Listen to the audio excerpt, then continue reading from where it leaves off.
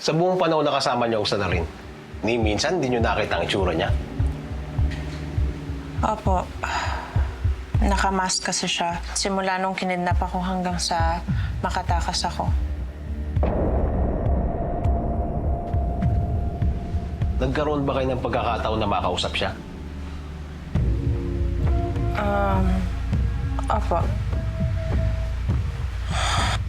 Sabi niya, kaya daw niya ako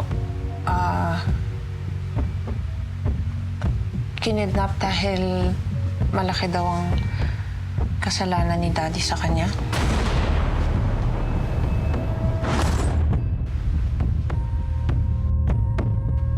May nabanggit ba siyang kasalanan sa kanya ni Judge?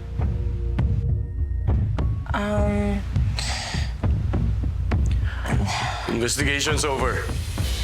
Tama na yan. Dapat yung kriminal ang hinahanap mo eh, hindi yung kung ano-anong kalokohan ang sinasabi tungkol sa akin. Sorry, Judge. Baka lang makakuha tayo ng lead kung saan siya pwedeng hanapin. Lead. Puro chismis lang yung nakukuha mo eh. Buti pa umalis ka na. Get out!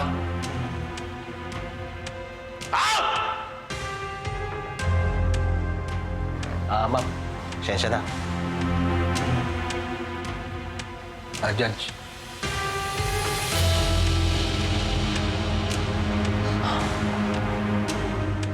Brando, Judge!